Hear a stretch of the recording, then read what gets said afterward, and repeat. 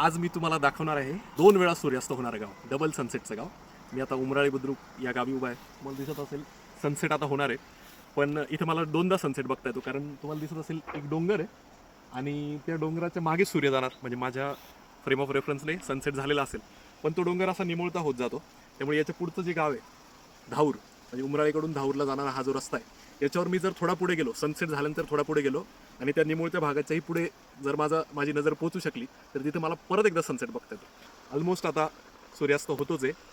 याच्यानंतर आपण पुढचा सनसेट बघणार आहोत.